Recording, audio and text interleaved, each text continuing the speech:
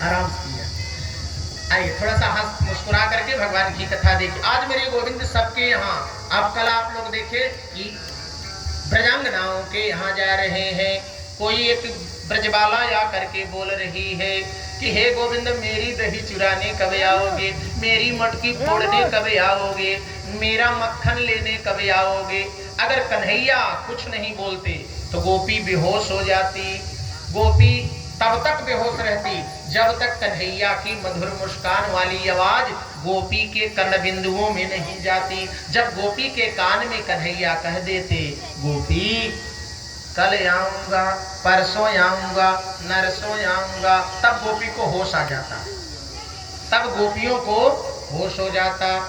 माखन के चाखन ते गोपियों ने बांध लिया। केवल माखन खिलाने के लिए मेरा माखन कब लेने आओगे, इतना प्रेम रहता था। उस वाणी में इतना प्रेम रहता कि कन्हैया कभी ना नहीं बोल पाए। माखन के चाखन ते गोपियों ने बांध लिया। अब बांध लिया कुब्जा ने प्रेम की फुहारों से।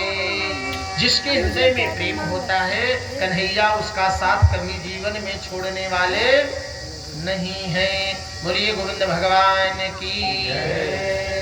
सारी मंडली को लेकर के सारे ग्वाल बाल, सारे सखियों के यहाँ, सारे ब्रजबालाओं के यहाँ गोविंद जा जा करके सबको दर्शन दे रहे हैं। माखन चुराना, माखन खाना एक बहाना है, लेकिन अपने भक्तों को दर्शन गोविंद दे रहे हैं। सबके घर जा जा करके अपने हाथों से भोजन करा रहे हैं। उन्हीं के गांव में एक जो है एक बहुत गरीब परिवार रहता था। पुरोहितानी, पुरोहित जी रहते थे और पुरोहितानी जो है वो पूर्णमासी नाम था उनका पुरोहितानी का, और उनके पास एक बेटा था, उसका नाम मधुमंगल था। मधुमंगल बैठा बैठा गाल पर हाथ रखे सोच रहा है मेरे गोविंद कितने प्यारे हैं, सबके घर जा जा करके प्रसाद लेते हैं। काश मेरे घर एक बार आते, मैं अपने हाथों से अपने गोविंद को कुछ खिला पाता। यही सोच सोच करके भर भर आंखें उसकी भरभरा रही हैं और आंसू गिर रहे हैं। और मेरे गोविंद किसी के यहाँ माखन ले रहे थे, बस हाथ उठाए थे कि हाथ रुक गया। क्यों? क्योंकि गोविंद के लिए कोई रो रहा था और गोविंद ने माखन उठाया ही था कि सारे छोड़ करके सारे ग्वाल बालों को लेकर के कहे कि चलो मैं और कहीं चलने वाला हूँ। तुरंत बाहर जब निकले तो मधुमंगल भिटा गया। कहा ए मधुमंगल, मैं तो तेरे यहाँ आ रहा था। मधुमंगल रोज अपनी माँ से कहता कि हे माँ मेरे यहाँ गोविंद कब आएंगे। बिटिया भगवत पीठ को प्रणाम कर रही है, बहुत सारी शुभकामना। बोली यज्ञ नारायण भगवान की। हे माँ मेरे यहाँ जब मेरे लाला आएंगे, मेरे गोविंद आएंगे, मैं जब अपने हाथों से उनको खिलाऊंगा, जब तेरे गोद में बैठेंगे कितना प्यारा लगेगा। कहा पागल, मेरे यहाँ तो कुछ है भी नहीं।